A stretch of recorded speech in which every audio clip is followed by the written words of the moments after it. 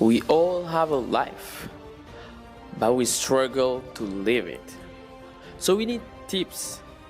That's why I, Willow Boy, will give you tips coming from you guys. Bienvenue dans Life Struggle and Tips. Yo, sup people, Willow Boy here. J'espère que vous allez bien et que vous passez un mois de décembre exceptionnel. Là, on est à mi-chemin de décembre. La plupart sont en train de préparer les fêtes. Certains sont en train de chercher l'argent, d'autres ont déjà mis les plans en place, d'autres sont en train de tracer les plans, d'autres font déjà les courses. Voilà. Après, ce que j'aime dans le mois de décembre, c'est la décoration de Noël, c'est l'esprit de décembre. Voilà. Peu importe où t'es, ne me ramenez pas des histoires de c'est une fête païenne. Voilà. Je suis pas là pour ça. Non, je suis musulman, je fête pas Noël. You can do that because you have the right and the will not to. And others have the right and the will to. Voilà. Je vous aime bien. Ensuite, je disais en fait, ce que j'aime dans décembre, c'est la partie où il y a la déco, les lumières, voilà, cet esprit du partage et du donner et du recevoir. En fait, de base, je vais vous expliquer.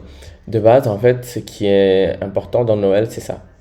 Noël, décembre, après on va te dire, il y a 1 million de choses qui tournent autour. C'est comme dans beaucoup de choses, hein.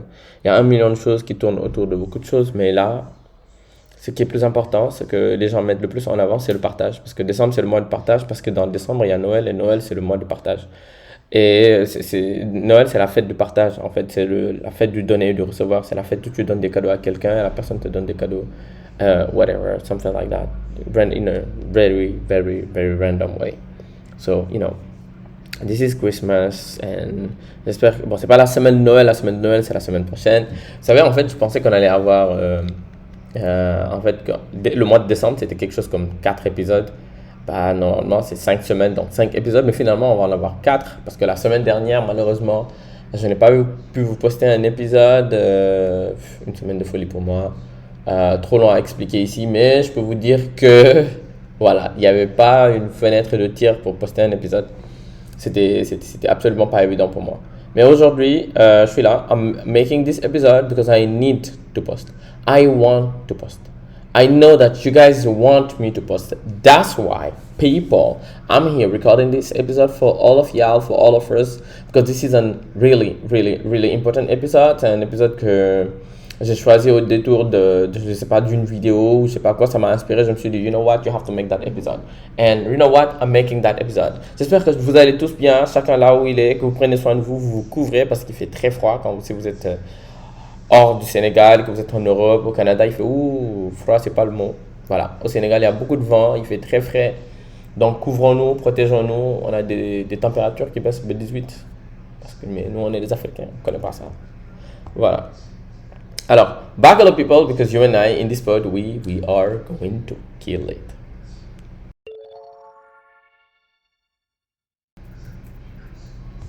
So, people, le sujet d'aujourd'hui est un sujet, je ne sais pas si c'est un genre de sujet qui est un sujet de podcast. Donc, du coup, je vais vous dire. J'ai un peu de mal à chevaucher la vague du podcast, faut le dire. Parce que je réfléchis beaucoup. I think a lot today. So, vous allez en être impacté dans le podcast, mais je vais prendre le temps de respirer un tout petit peu. Inspirer, respirer, et je me mets dans le podcast. On y va. Le sujet d'aujourd'hui, le titre, c'est l'art d'apprendre à pardonner. Vous savez, pardonner, c'est très dur. Dès qu'une personne doit pardonner, c'est parce qu'une personne est passée par la douleur. Et une personne est passée par la haine. Une personne est passée par... un certain mépris, une personne est passée par. Donc, du coup, la personne doit apprendre à pardonner. Et en fait, les émotions qui précèdent ce pardon-là rendent la chose plus dure. Parce qu'il y a tout un tas de process qui viennent, tout un process qui vient avant le fait de pardonner. Par exemple, tu as été frustré par une situation. Disons que tu as été frustré par une situation donnée. Il faut apprendre à d'abord voir la situation en face. Ensuite, accepter que la situation s'est produite, guérir de la situation, et pour finaliser cette guérison, tu l'as pardonné. Et en fait, voilà pourquoi le pardon, c'est là où le pardon il devient très compliqué. L'art de pardonner, c'est un art déjà que tout le monde ne maîtrise pas. Très peu de gens maîtrisent. Je sais pas, je parle, je suis dans le podcast là, je ne maîtrise pas l'art de pardonner. Très souvent, je pardonne parce que j'ai besoin d'avoir la paix et de passer à autre chose et de vivre une meilleure vie. Voilà pourquoi je pardonne. Euh, I witness que pardonner, c'est pas facile, c'est très dur. Et que souvent, on n'a pas envie de pardonner parce que tu te dis, mais elle ne le mérite pas, telle personne ne le mérite pas, il ne le mérite pas, j'en ai marre, c'est too much. Il m'a fait mal, ou elle m'a fait mal, il ne se rend même pas compte qu'il m'a fait mal, elle ne se rend même pas compte qu'il m'a fait mal. Alors, c'est plus facile de pardonner quand la personne en face vient et te demande pardon. Voilà, c'est ça que je voulais dire. Quand quelqu'un vient et te demande, et après un tort, la personne te demande pardon, c'est très facile de pardonner. Dans certains cas en tout cas.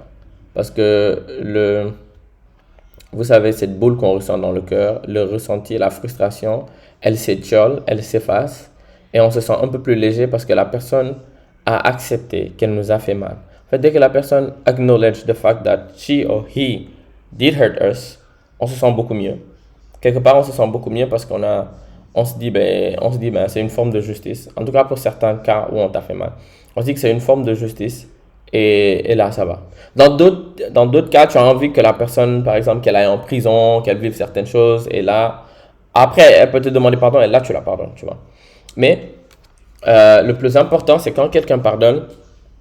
Après, si tu es croyant, on te dit que quand quelqu'un pardonne, il est préférable. C'est meilleur si tu le pardonnes. Si tu ne le pardonnes pas, c'est ton droit.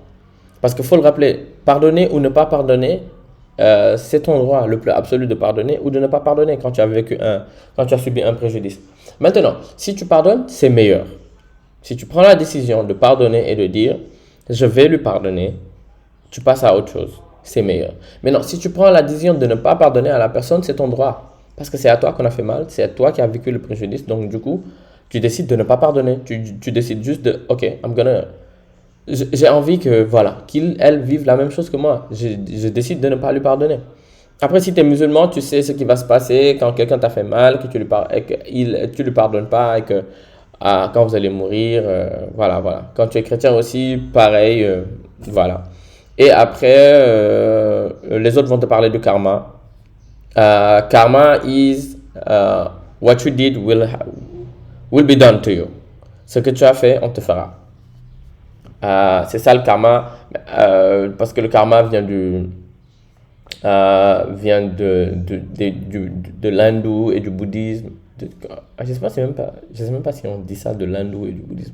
Bon, en gros, karma, c'est quelque chose qui vient un peu du spirit asiate, de base. Ça vient du spirit asiate et qui dit que dans l'univers, il y a, tout un tas d'énergie qui fait que whatever bad thing that you did will come back to you or something like that. Et après, dans une croyance un peu moins spirituelle mais un peu plus populaire, dans les faits un peu moins spirituels mais un peu plus populaires, c'est un peu le fait de dire que si tu fais du mal te sera fait. Something like that. Après, c'est pas tout le temps forcément le cas parce que vous voyez bien que les gens qui font le plus de mal, c'est entre guillemets ceux qui vivent le mieux et qui vivent le plus longtemps et qui se font plus plaisir. Parce que la vie, elle est comme elle est.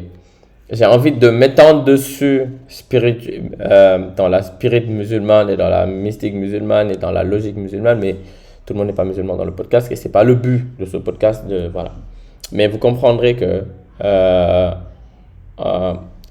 chez les musulmans, vous comprendrez un peu que lorsqu'une personne fait des trucs méchants à une personne et qu'il ne lui arrive rien, c'est pas parce que c'est pas parce que c'est quelqu'un de bien, c'est pas parce que non, c'est parce que il y a le daflay sétan et on te laisse parce que chez les musulmans on t'explique un truc très simple.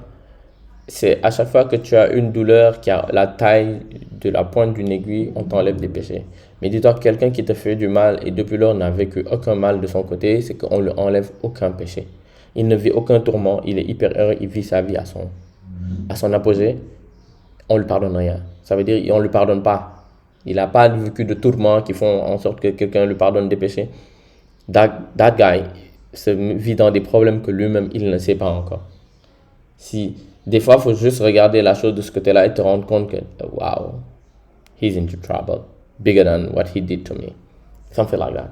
Alors maintenant, Pour en revenir au pardon, je disais que la forme du pardon où c'est parti où lorsque la personne elle vient qu'elle te demande pardon, c'est trop bien.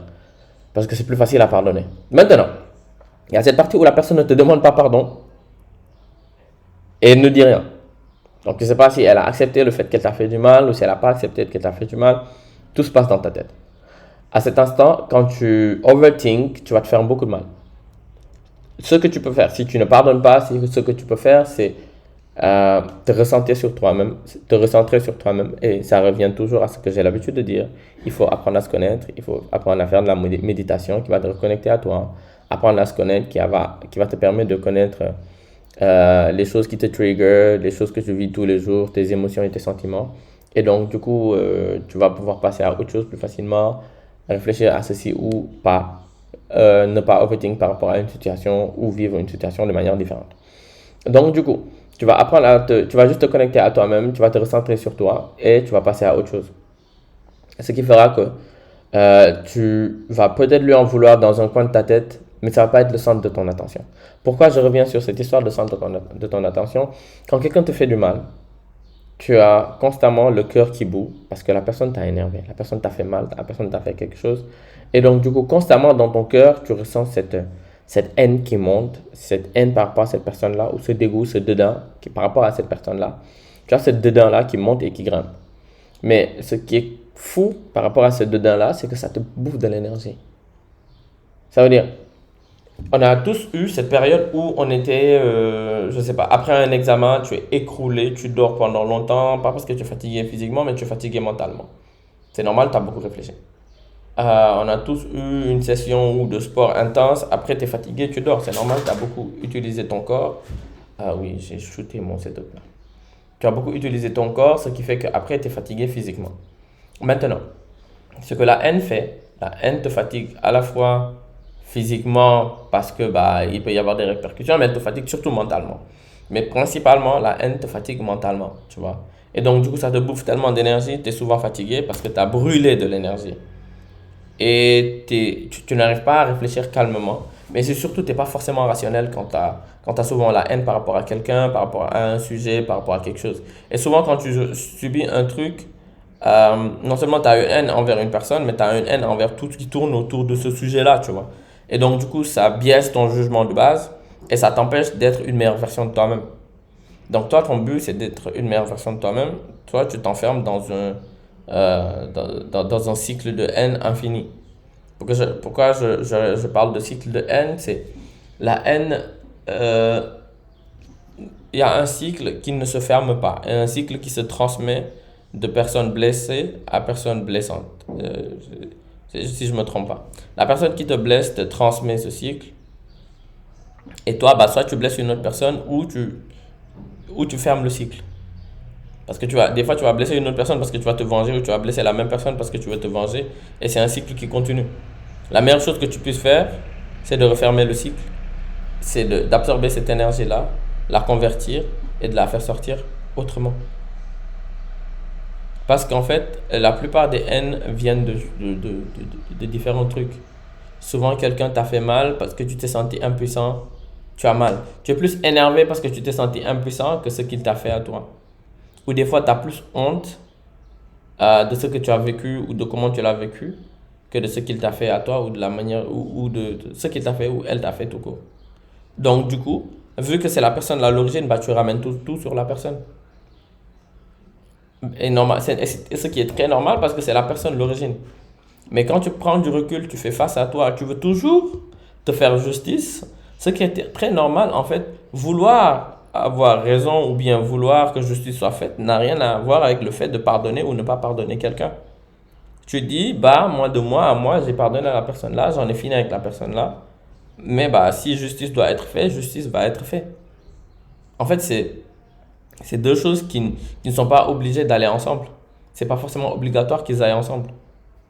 Par exemple, je sais pas, quelqu'un t'a volé un objet précieux et il t'a fait du mal pendant le vol ou quelque chose comme ça. Toi, cette chose te ronge parce que tu n'as pas pu te défendre, tu vois. Mais tu portes plainte, machin chose, le truc s'ensuit, il y a un procès et tout. Mais après, Tu as pardonné à la personne, de toi à la personne, tu as pardonné parce que tu ne revis plus la scène dans ta tête. Tu essayes de ne. Voilà, tu as vu un professionnel, parce que dans certains cas, il faut voir un professionnel.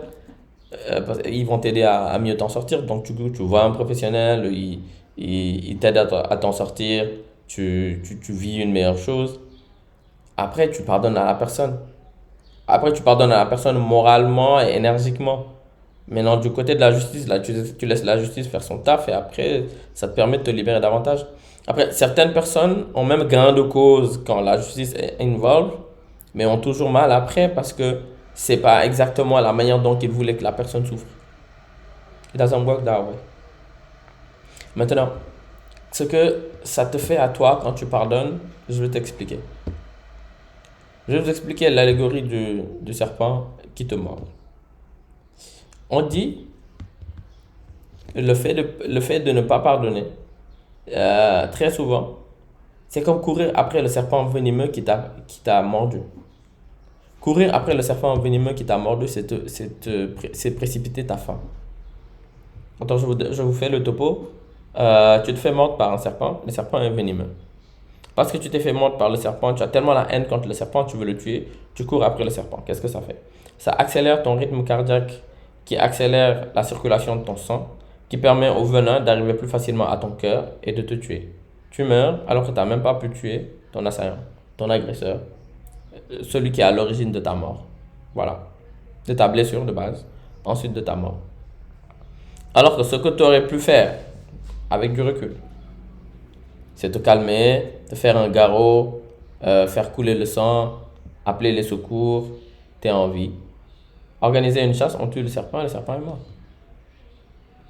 Ou bien tu passes à autre chose, mais tu restes en vie pour te battre un autre jour, pour acheter des vêtements, pour ne plus te faire mordre par un serpent. En fait, c'est tout bête. Mais par exemple, disons que quelqu'un t'a brisé le cœur, mais toute ta vie, tu te dis, tu ressasses et tu refais tourner ça en boucle dans ta tête. Et tu emploies toute ta vie à te venger de la personne, à vouloir lui faire mal à tout prix, à vouloir. Non, il doit vivre ce qu'il m'a fait vivre. Je vais faire ceci, je vais faire cela. Ce que tu ne sais pas, ce dont tu ne te rends pas compte, c'est que la personne a gagné deux fois. Non seulement la personne a gagné une première fois parce qu'elle t'a brisé le cœur, la personne a gagné une deuxième fois parce qu'elle t'a fait changer. Elle a fait changer la personne que tu étais, la meilleure, la bonne personne que tu étais avant, pour une personne aujourd'hui qui est autre chose. Qui est une personne remplie de haine de haut en bas et qui ne vit que pour la haine et pour la rancune. La rancune et la haine ne font que ranger son possesseur, ne font que ranger je cherche le terme en français, je ne le trouve pas, son jinjuriki.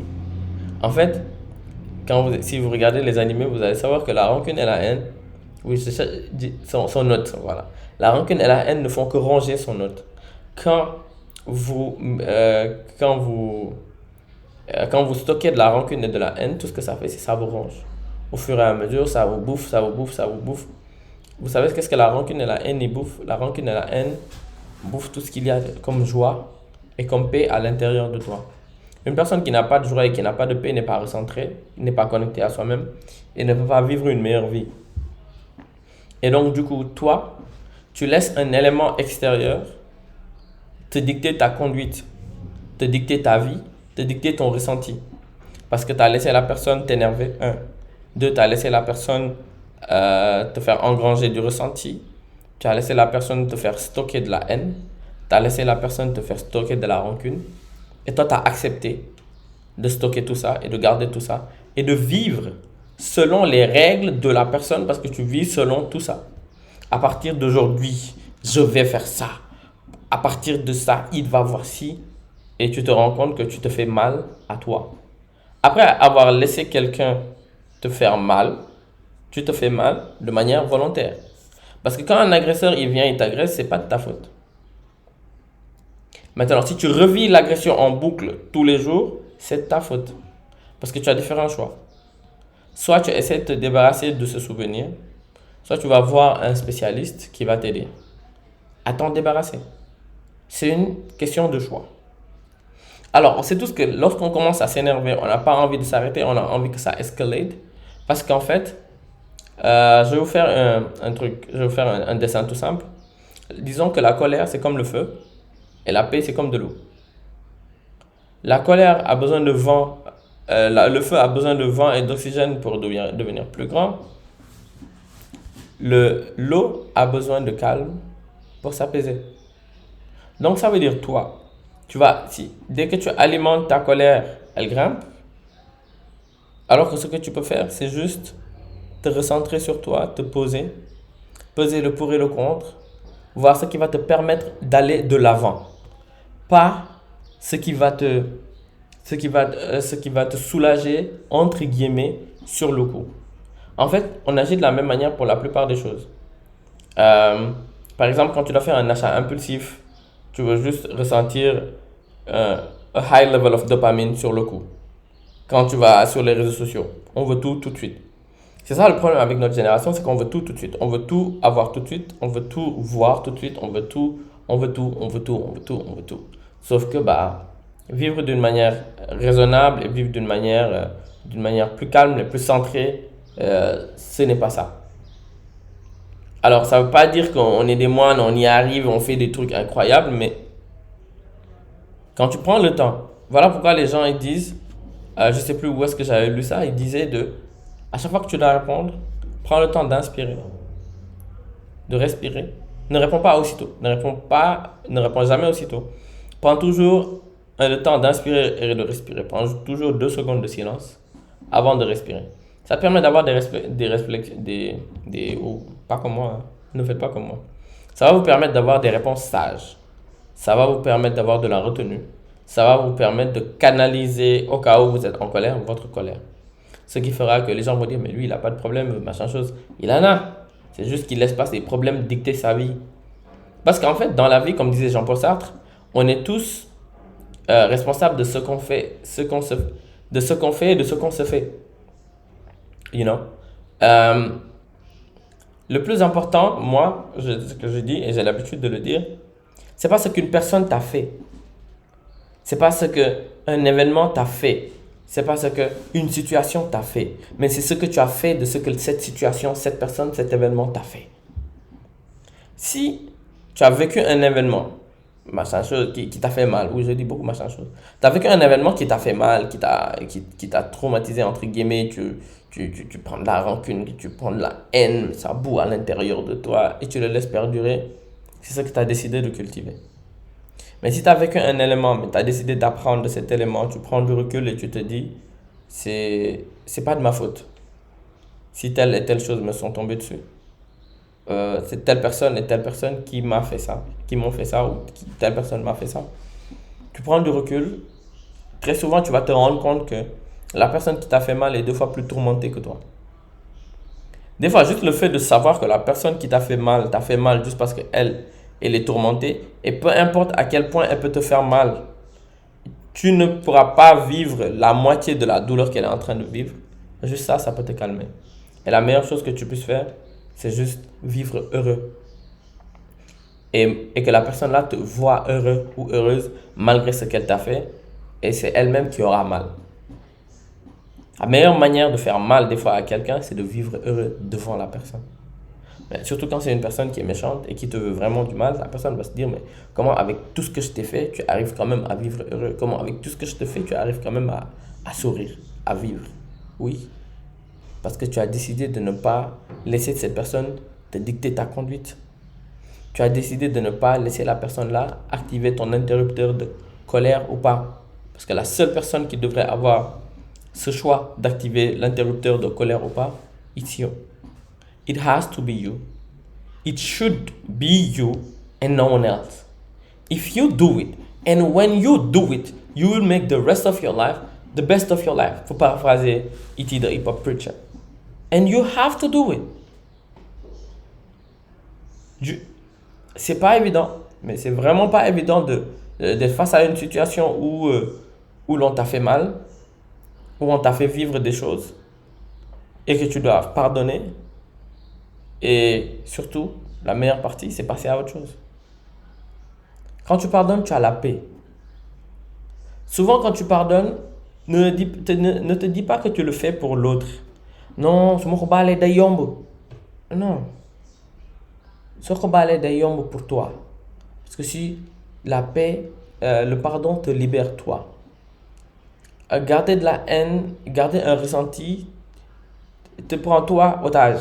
Tu es otage de la personne, tu es otage de ce que tu as vécu, tu es otage de la douleur et tu es otage de la haine et de la colère. Si toi tu décides de t'en libérer, si toi tu ouvres la porte et tu décides de laisser sortir, là tu te libères. Là tu redeviens the main character of your life. Là tu prends les bonnes décisions dans ta vie et là c'est toi qui décides. Mais tant que tu n'as pas fait ça, ce n'est pas toi qui décides. C'est la personne en face qui décide. Ce sont les gens en face qui décident. C'est toutes les personnes qui te font mal en face, c'est eux qui décident. Donc, entre-temps, toi, tout ce que tu vas faire, c'est subir. Tu as le choix de subir ou ne pas subir. Je vais vous donner un exemple. Quand j'écrivais le titre de cet épisode, le premier titre, c'était pas l'art de pardonner. Le titre, c'était I have no enemy. Pour ceux qui lisent des mangas et regardent des animés, ils connaissent un peu cette phrase parce que c'est une phrase qui vient de Thorfinn. I have no enemy. Thorfinn, c'est un des héros principaux de l'anime Vinland Saga qui avait son père qui était tellement fort. Son père était tellement fort, son père pouvait désarmer et tuer 50 hommes à main nue alors qu'eux ils étaient armés. Mais il a choisi la paix en face, mais Thorfinn ne comprenait pas pourquoi son père a choisi la paix par rapport au combat, alors qu'un homme, un viking, un vrai viking, c'était un homme vaillant et qui se battait. Thorfinn n'avait pas encore compris une chose que son père avait déjà compris, c'est que la finalité de la vie, ce n'est pas ce qu'il croyait, ce n'est pas d'être fort, non. Je vais vous dire c'est quoi la finalité la finalité de la vie. Thorfinn a vécu sa vie, il a vu son père mourir sous ses yeux, il a voulu tuer l'assassin de son père, et donc il s'est caché dans son bateau vu qu'il était trop petit. Il a décidé de s'entraîner et de voyager avec lui et de se battre à ses côtés jusqu'à ce qu'il grandisse, jusqu'à ce qu'il puisse l'affronter, et enfin il allait tuer l'assassin de son père. Alors, quand il a grandi et qu'il a voulu tuer l'assassin de son père, il s'est rendu compte que quelqu'un d'autre a tué l'assassin de son père. Mais il avait tellement grandi aux côtés de cet homme-là, il avait tellement vécu et nourri de haine aux côtés de cet homme-là que cet homme-là est devenu un deuxième papa pour lui. Donc Thorfinn, pendant de nombreuses années, a tué, a fait tellement de choses. Il s'est rendu compte que toutes les personnes qu'il a tuées, tout le mal qu'il a fait, ne sont des choses qui ont été c'était juste le fruit de la haine qu'il avait nourrie envers cet homme-là, envers la perte de son père. Après, quand une autre personne a tué l'assassin de son père, il s'est retrouvé avec quoi? Normalement, tu te retrouves avec une double haine. La haine de ne pas avoir pu tuer le mec qui a tué ton père et la haine de vouloir tuer le mec qui a tué ton père. Tu vois un peu? C'est mélangé, mais l'assassin de ton père, c'est lui que tu l'as tué maintenant. Mais en fait, ce qui s'est passé, c'est qu'il a eu une prise de conscience. Naturellement, il a fait une petite dépression. Après, il a fait une grosse prise de conscience. Il s'est rendu compte que, at the end, ce que son père lui disait quand il était petit, ce que son père montrait quand il était petit, c'est que le but de la vie, c'est pas d'être le plus fort, c'est pas de pouvoir tuer tout le monde. Non, c'était pas de tuer tout le monde non, c'était d'être très fort pour pouvoir se défendre et défendre sa famille et protéger ses biens et ses siens, mais de décider de faire usage de la paix. C'est ça, être fort. Être fort, c'est avoir le pouvoir de faire du mal autour de toi et décider quand même que tu vas faire le bien autour de toi. Parce qu'une personne qui fait que du mal n'est pas forte. C'est une personne mauvaise. Une personne qui décide de faire que du bien parce qu'il n'est pas fort, c'est une personne qui n'est pas forte. C'est une personne des fois qui est peureuse et qui a juste décidé de... Voilà. Mais une personne qui sait se défendre, qui sait faire du mal, mais qui a décidé de s'abstenir, de s'asseoir, de faire du bien autour de lui, c'est une personne qui, au plus profond de lui, est une personne bien. C'est une personne qui a choisi la paix au lieu de la guerre. Alors Thorfinn, il s'est rendu compte de ça. Et là, il s'est laissé tellement bouffer par la haine pendant de très nombreuses années pour enfin se réveiller un jour et se dire, voilà, aujourd'hui j'ai compris ce que mon père disait, que je ne suis pas obligé de laisser la haine, le combat et la destruction mener ma vie. Aujourd'hui, ce que je vais faire, c'est que je vais vivre ma vie d'une meilleure manière et montrer au reste du monde que je n'ai pas d'ennemis. D'où la phrase I have no enemy. Do you understand? Un être humain normalement constitué a un seul ennemi. Un seul, lui-même. Ton premier ennemi, c'est toi. Ton dernier ennemi, c'est toi. The only one that you have to fight is you. Alors, je vais vous faire une petite explication. Si vous n'êtes pas musulman et vous ne voulez rien savoir par rapport à ça, il faut sauter 2 minutes. Revenez juste après. Je vous aime. Bisous. Dans la vie, ton plus grand ennemi, j'en ai parlé dans l'épisode du Ramadan, c'est ton nafs. C'est tes nafs. Le plus important quand tu es sur terre, c'est pas de voir Massamba, Mademba, Muna Khodour, Muna Fayou, Muna Defli. Combat tes nafs. Si tu prends ta vie et tu fais le centre de ton existence, les combats de ton nafs, di nga am lu la doy. Di nga am lu la doy tellement que tu n'auras pas le temps de tergiverser. Bu la nit tooñee baal ko. Parce que boppam la ko def. Quand quelqu'un te fait du mal, en vrai, laisse-le. Parce qu'il le fait à lui-même. Concentre-toi sur toi. Ce n'est pas de l'égocentrisme. Ce n'est pas du narcissisme. Non. C'est une consécration à être une meilleure version de toi afin de mieux servir les gens, afin de mieux servir Dieu. Concentre-toi sur tes nafs. Un à la fois. Un pied à la one inch at a time, one step at a time, un pied devant l'autre. Et tu vas te rendre compte que tu ne verras plus les défauts d'une personne en face. Parce que ce qui compte, ce n'est pas les défauts d'une autre personne, mais c'est les défauts à toi. Et il y a un monsieur qui disait souvent quand on pointe les défauts de quelqu'un, on ne pointe pas les défauts de la personne, on pointe les nôtres. C'est juste qu'on arrive, we just don't want to acknowledge them. Un jour, j'ai dit à une personne, je n'aime pas ce genre de personne-là. Elle m'a dit, tu n'aimes pas ce genre de personne-là parce qu'il y a quelque chose en ces gens-là qui est en toi that you don't like. Ça m'a fait beaucoup réfléchir. Then I was like, she might be right. Bon, oui, mais à l'époque, je me suis dit, non, c'est pas possible, non. Avec le temps, tu recules, tu t'assois, tu te regardes, tu te dis, she might be right. And je dois faire attention. And I have to work on me. No one is perfect. Ni vous, ni moi, ni personne. Une seule personne is perfect. And he's not a person, he's a messenger. Paix et salut sur lui. Only him is perfect. We are not perfect. Si nous étions parfaits, nous ne serions pas ici. On serait autre part. Jannatul Firdaus, living the best life. Nous ne sommes pas parfaits. Donc, il arrive que nous fassions des erreurs, ça c'est un point. Donc, il arrive que tu te retrouves dans des situations où tu penses que tu es la pire personne au monde. Non. Donc, réveille-toi, regarde-toi dans le miroir, combat tes nafs. Tu échoues aujourd'hui, reprends demain, combat encore. One by one. En fait, c'est pas un épisode où je vais vous expliquer c'est quoi un nafs, c'est quoi les nafs, c'est machin chose, but just do research about that and fight your nafs. Encore plus, dans pas longtemps, c'est le Ramadan. It's gonna be you. Only you. Verse your nafs. Combat tes nafs. And get ready for Ramadan to combattre your nafs. Et c'est très important. Donc, on récapitule. Quand tu vis une situation, quand un mal t'est fait. En fait, j'étais en train de récapituler. Je disais quand tu vis une situation, quand un mal t'est fait. Je viens de me rendre compte d'une chose. Dans un épisode comme ça, s'il y a bien une personne que je dois quote, mais je dois très sincèrement quote, c'est Jiraya. Parce qu'en fait, dès que j'ai dit quand tu vis une situation, j'ai dit en fait, quand un mal t'est fait, je me suis rappelé du quote de Jiraya, parce qu'il parlait de lorsqu'un mal t'est fait, et je vais vous le lire. Lorsqu'un mal t'est fait, aussi profond soit-il, tu as le choix entre le pardon et la vengeance. Ah non, ça c'est pas Jiraya, c'est moi ça. Ça c'est pas Jiraya, c'est moi. Je me rends compte que je suis en train de lire un texte de moi, pensant que c'est Jiraya qui l'a écrit, mais non. Voilà ce que Jiraya a dit.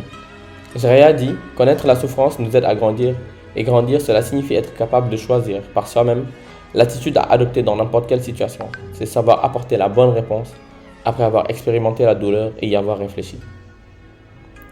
Jiraya Sama. En fait, ça résume exactement tout ce que j'ai dit dans cet épisode-là. Ça résume littéralement tout ce que j'ai dit dans cet épisode-là. Et je vais relire une dernière fois. Connaître la souffrance nous aide à grandir. Et grandir, cela signifie être capable de choisir par soi-même l'attitude à adopter dans n'importe quelle situation. C'est savoir apporter la bonne réponse après avoir expérimenté la douleur et y avoir réfléchi.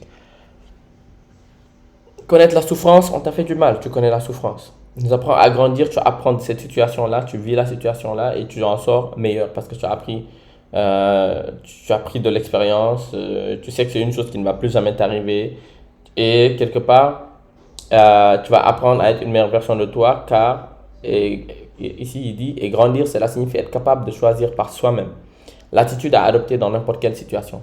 C'est toi qui choisis, pas l'autre. Pas parce qu'il t'a fait du mal, pas parce que le serpent t'a mordu, tu vas le courir après, parce que c'est la réponse logique. Non. Don't choose easy, choose hard. Choose right. Prends la meilleure des décisions. Prends pas la décision la plus facile ou la première décision qui s'offre à toi. Très souvent, c'est pas la meilleure. Il dit que l'attitude à adopter dans n'importe quelle situation, ensuite, c'est savoir apporter la bonne réponse après avoir expérimenté la douleur et y avoir réfléchi. C'est ce que je viens de dire. Comment on appelle ça? Don't do the easy things, do the right thing. Ne prends pas la décision facile, prends la décision right. Do the hardest. Et des fois, les décisions les plus dures nous prennent le plus d'énergie. Et c'est très facile à dire, hein, de m'asseoir là, mon micro, 36e minute du podcast, et vous expliquer ça. Mais c'est une autre quand tu l'expérimentes. Voilà pourquoi c'est un voyage. Voilà pourquoi c'est un combat. Voilà pourquoi c'est un challenge. Voilà pourquoi c'est un test. Voilà pourquoi it's a journey. Because you try, you fail, you try again, you fail again, you try more. You give your best, your very best, all of your best to be the best version of yourself. If you don't do that, you're just gonna fail. And no one else will do it for you. Because it's your life. It's not someone else's life. You have to do it. For you. For your own sake. Pour ta future famille, pour ton futur partenaire, ta future partenaire. You have to do it. C'est pas évident, but you have to do it. I mean, this is so crazy. Prends le temps qu'il te faut, digère, et à la fin, tu verras. Alors, j'ai envie de vous lire le petit texte que j'ai écrit. C'est un texte que j'ai écrit, je ne sais plus quand. Je vais vous lire la moitié. Ou non. Est-ce que je me rends compte? Est-ce que c'est ça? Ouais. Alors, je vais vous lire une partie. Avant de terminer cet épisode du podcast. Parce que on est déjà pas mal loin et c'est pas une semaine où j'ai beaucoup de temps non plus. Lorsqu'un mal t'est fait, aussi profond soit-il, tu as le choix entre le pardon et la vengeance. S'il choisit la vengeance et de laver l'affront dont il a été victime, il est dans son droit le plus absolu. Car aucun homme ne daignerait vivre sous les mêmes cieux que l'homme ou la femme qui a jeté sur lui le déshonneur et lui a ôté la paix dans laquelle il baignait. Cherche à tout prix à apaiser sa peine. Il cherche à tout prix à apaiser sa peine. Et on me pardonne, moi-même je ne suis pas concentré. Chercher à tout prix à apaiser sa peine lui est nécessaire. Mais à son malheur, la haine ne peut être que rejeton d'une autre haine, similaire et aussi destructrice qu'elle. Ainsi donc, pour fermer le cercle de la violence et de la vengeance, un des partis devra s'élever au-dessus de cette haine qui le ronge et qui alimente la flamme de son existence. Just do it. En fait, ce texte, je vais le relire pour être un peu plus truc. Ce texte résume à lui tout seul tout ce que j'ai dit durant 39 minutes de podcast. Et je reprends d'une manière très claire parce que je vous ai bourré les oreilles. Lorsqu'un mal t'est fait, aussi profond soit-il, tu as le choix entre le pardon et la vengeance. Si tu choisis la vengeance, Si l'homme choisit la vengeance et de laver l'affront dont il a été victime, il est dans son droit le plus absolu. Car aucun homme ne daignerait vivre sous les mêmes cieux que l'homme ou la femme qui a jeté sur lui le déshonneur et lui a ôté la paix dans laquelle il baignait. Il cherche à tout prix à apaiser sa peine. Et ouais. En fait, c'est un draft. Donc, du coup, moi, je rectifie dans ma tête quand je lis, sauf que je me fais mal.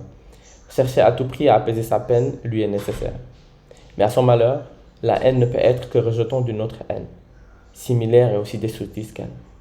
Ainsi donc, pour fermer le cercle de cette violence et de la vengeance, un des partis devra s'élever au-dessus de cette haine qui le ronge et qui alimente la flamme de son existence. C'est juste ça. It's just that. It's just that. Do I need to add something else to that? To what I just read to you? I don't think so. I don't think so. I do not think so.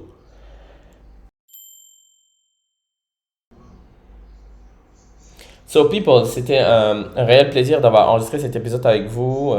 Voilà, j'ai sauté une semaine dans mon no skipping de décembre. Je vais essayer de le garder, je vais essayer de garder le cap parce que je sais qu'est-ce qu'on doit avoir comme dernier épisode de cette année. Le dernier épisode qui compte beaucoup pour moi parce que c'est une saison pour laquelle je me suis tellement battu. La saison 4, mais elle dure. Je me rends compte que la plupart des saisons ont 22 épisodes. La saison 4, elle a 33 épisodes. C'est incroyable. Donc du coup, c'est très important pour moi de vraiment la terminer, cette saison. D'entamer une saison 5 où voilà, on va être davantage mature. Je promets rien, mais on va être davantage mature. Voilà, le podcast va être davantage mature. Vous et moi, nous allons être davantage matures. Plus d'épisodes, de meilleurs épisodes, des épisodes de meilleure qualité. Voilà, it is what it is. So, people, merci d'écouter le podcast en tout temps. Partagez l'épisode afin que d'autres personnes puissent avoir accès au podcast, qu'on puisse agrandir la communauté, qu'on puisse s'amuser davantage. Plus on est de fous, mieux on rit. Merci pour les retours, merci pour chaque personne que je rencontre qui, voilà, vous me faites des retours par rapport au podcast, vous écoutez le podcast et vous me parlez de ce que vous avez entendu, ce que vous avez compris. Et pour moi, it's just a big thing. So, c'est une fin d'année, vous allez beaucoup vous remettre en question. Ne laissez pas la mélancolie de la fin d'année, tout particulièrement une personne à qui j'ai parlé il n'y a pas longtemps, ne laissez pas la mélancolie de la fin d'année vous ronger. Parce que c'est une chose qui arrive, moi c'est une chose qui m'arrivait beaucoup avant. C'est une fin d'année festive, mais la fin d'année me rongeait beaucoup, elle me fatiguait beaucoup. Et je me posais beaucoup de questions parce que je me sentais très seul. Et ça, c'est des choses qui arrivent, mais des fois, faut essayer de voir le verre à moitié plein.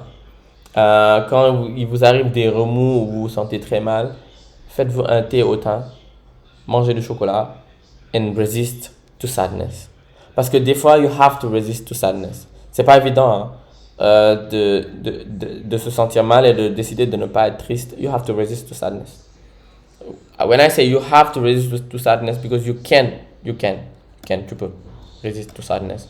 So resist to sadness. So people, just pay attention to y'all. Enjoy it, because it's the last month of the year. Préparez vos résolutions pour l'année prochaine. Voilà, vision board, préparez vos vision board. Faites juste tout ce qu'il faut, quoi. Faites-vous plaisir, parce qu'on ne vit qu'une seule fois. Vivez une vie qui vaut la peine d'être vécue. Right, people? Back up, people, because you and I, in this pod, we are going to kill it. See you for the next episode, and I love y'all. Bye.